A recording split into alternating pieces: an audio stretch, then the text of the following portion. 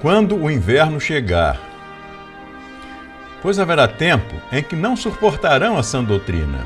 Pelo contrário, cercar-se-ão de mestres segundo as suas próprias cobiças, como que sentindo coceira nos ouvidos, e se recusarão a dar ouvidos à verdade, entregando-se às fábulas.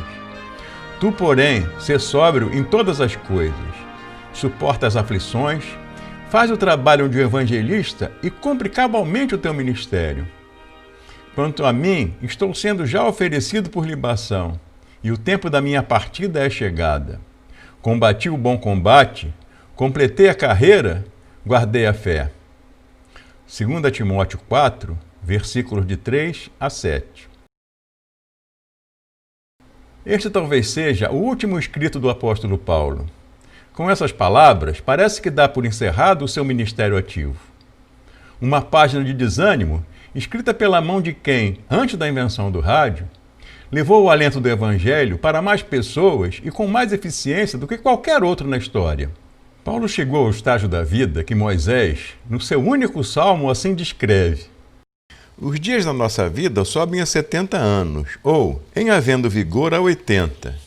Neste caso, o melhor deles é canseira e enfado, porque tudo passa rapidamente e nós voamos. Salmos 90, 10. Parece que Paulo chegou realmente ao inverno da vida. Esse mesmo inverno que um estarrecedor número de pessoas em literalmente todo o mundo está experimentando, pois perderam para a pandemia a razão da sua existência, ou pelo menos boa parte dela.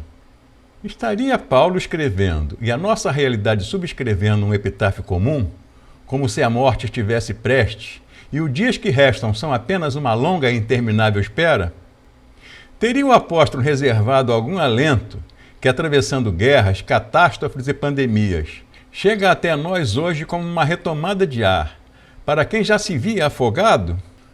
Não há como negar que o tom da carta é de despedida. Porém, uma análise mais profunda do texto vai revelar que não é para já. Pois no mesmo parágrafo, Paulo mostra que o zelo pelo Evangelho não desfaleceu e a sua preocupação com o corpo místico de Cristo está mais viva do que nunca, nos pedidos, recomendações e advertências que faz ao seu mais querido discípulo. A despeito do tom fúnebre, muito se engana quem pensa que Paulo está oficializando a sua partida ou cantando o seu último requiem. Paulo está consciente das ameaças que pairam sobre si. Está encarcerado em Roma, à mercê do julgamento de um dos maiores facínoras da humanidade. Seria hora de perguntar de que cartola Paulo tirou esse alento, pois é sabido que a insanidade de Nero não poupava sequer parentes próximos. Da cartola de um futuro incerto, não seria nada plausível. Teria sido da cartola em que guardava as boas lembranças do seu passado? Pois mesmo encarcerado, Paulo manifesta o estranho desejo de ter de volta tudo o que tinha deixado para trás. Mesmo algemado, começa a juntar os pedaços de sua vida que foram ficando pelo caminho. Na intimidade dessa carta, ele fala de situações bastante familiares a todos nós. Fala como alguém que partiu, mas que agora está de volta, para anunciar as boas lembranças dos encontros e desencontros que marcaram a sua vida. Mas ele quer tudo com pressa. Tudo para ele agora é urgente. Ele quer tudo antes do inverno chegar. Para uma pessoa que já havia passado por tantos invernos, não seria próprio perguntar que inverno é esse? Seria o inverno a estação mais fria do ano? Ou estaria ele fazendo referência ao inverno da própria existência? A mim me parece que são os dois. Um fato que podemos comprovar simplesmente analisando os 3 pedidos que ele faz a Timóteo. Paulo pede primeiramente que lhe tragam os rolos e especialmente os pergaminhos. Uma clara alusão às 2 tradições de escritos que dispunha na época.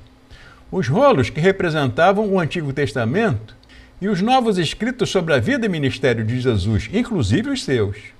Escritos que provavelmente vieram compor o que chamamos de Novo Testamento. Enquanto elevava sua alma em contemplação e êxtase, vislumbrando o céu de Deus, ele permite que os livros o puxem para baixo, de volta à razão, de volta à realidade do Evangelho. Então, que realidade era essa que se apresentava? A preocupação com a pregação fiel e persistente da Palavra de Deus para desmascarar aqueles que não suportavam a sã doutrina. Essa é uma luta que não permite trégua, muito menos aposentadoria. Paulo precisa dos livros para manter-se como reserva moral da sã doutrina. Ele está bem atento às más influências que se fazem presentes na sua igreja. Ele sabe que os falsos mestres não param de criar, não param de inovar, e a justa medida para combatê-los só pode ser encontrada na palavra de Deus. Ela é o único parâmetro que guia fielmente a vida do cristão. Emocional e racional. Como era importante esse binômio na vida de Paulo. Ele disse aos coríntios: vou orar com meu espírito, mas vou orar também com a minha mente. Vou cantar com meu espírito, mas vou cantar também com a minha inteligência. A emoção desvinculada da razão é uma arma poderosa na mão dos manipuladores. Já vi muita gente fazendo cara feia quando esse texto é lido de púlpito, pois o tomam para si como uma extrema-unção. Mas convenhamos, quem escreve uma carta como essa, mesmo em tom de despedida, no fundo ainda retém uma enorme expectativa de ficar um bom tempo por aqui. Paulo também pede a Timóteo que lhe traga a capa que deixou em Troade. Temos conhecimento de que Paulo não era uma pessoa abastada e que não dispunha de um extenso guarda-roupa. Portanto, ele deve ter sido bem desligado para esquecer uma, talvez a única capa que possuísse, na casa de alguém. Mas não é o seu comportamento que está em questão. O que importa para nós é que ele aqui mostra toda a precariedade do ministério cristão no seu tempo. Mostram como eram parcos os recursos que lhe estavam disponíveis. Mostram como era dura a vida de um missionário. Suas viagens custavam muito pouco para a igreja, pois invariavelmente após as suas pregações nas praças, era preso, chicoteado, jantava e dormia na cadeia. Enquanto os pastores de hoje exigem hotel 5 estrelas, e alguns outros com 10 ou 15 anos de pastorado já possuem jatos de milhões de dólares e mansões em Miami, Paulo, no final do seu ministério, estava fazendo questão de ter de volta uma única, velha, surrada, apedrejada, resgatada do naufrágio e mofada capa, após tanto tempo guardada. Conta também nessa carta como pessoas simples o prejudicaram. Fala de um latoeiro. Penso ser alguém que catava latas. Portanto, não deveria ser uma pessoa tão influente. Isso mostra a precariedade da sua autoridade como ministro do Evangelho. Enquanto alguns pastores reúnem 500 mil pessoas num culto, onde ordenam, repreendem e determinam, Paulo pedia encarecidamente a Deus que lhe abrisse uma porta para pregar o Evangelho. Hoje em dia, temos pastores com tanto poder nas mãos que até nos assusta. Tinha na TV um camarada grande que usava um chapéu de vaqueiro. Meu Deus, como aquele homem tem poder, como ele determina.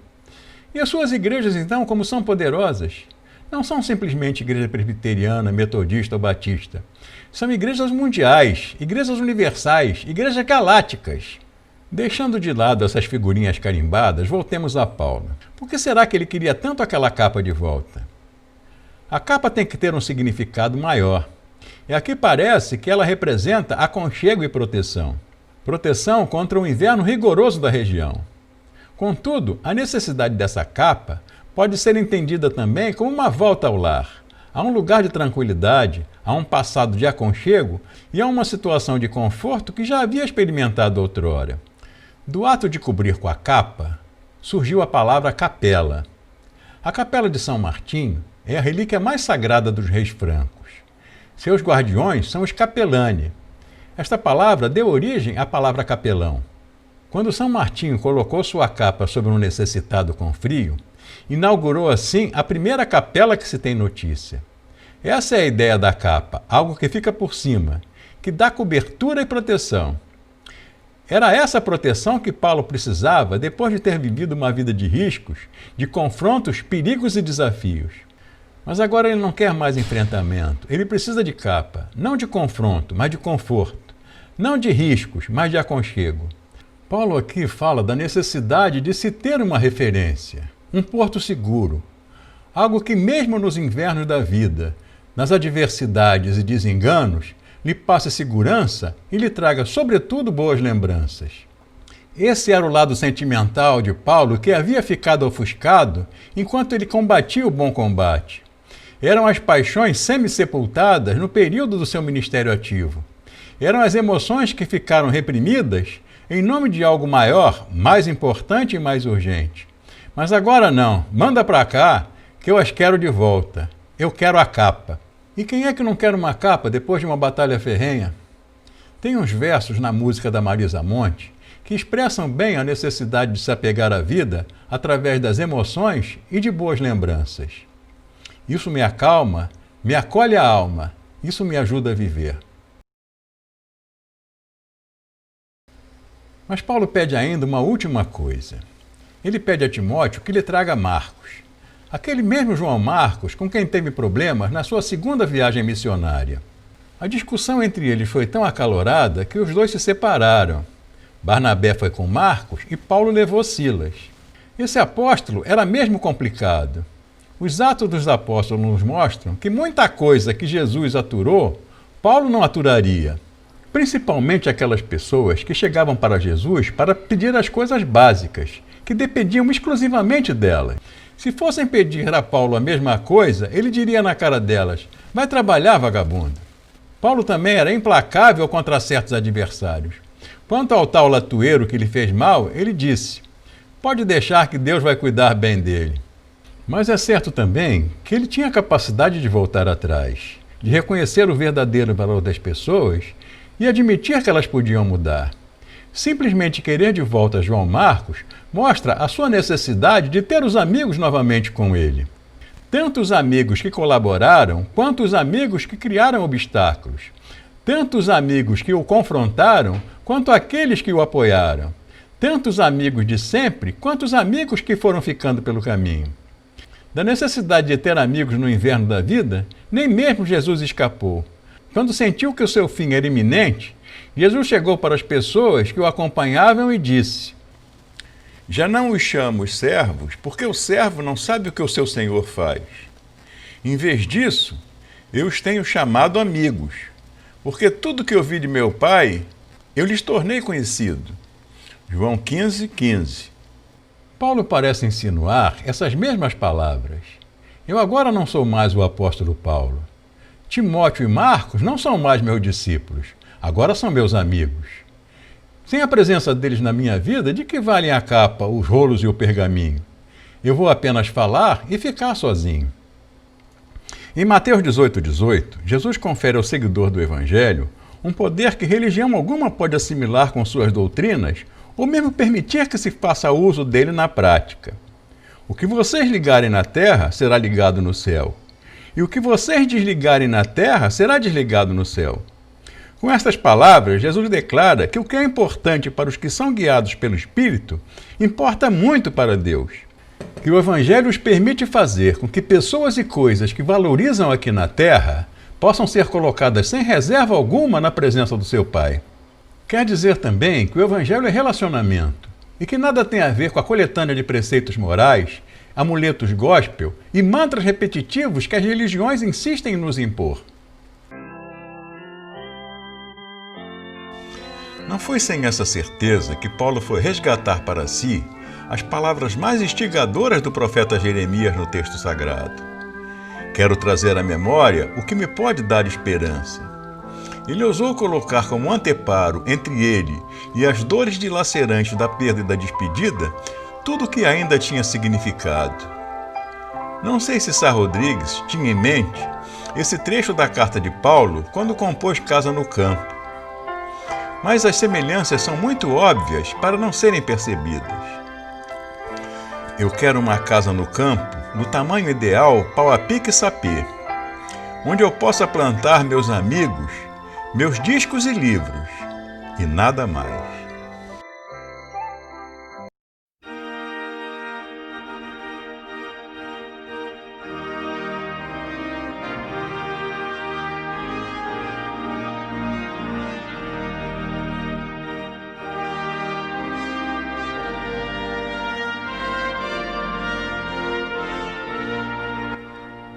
Encarecidamente, nós pedimos que você comente esse vídeo, se inscreva no canal, compartilhe com os amigos e deixe seu like. Obrigado por nos assistir até o final.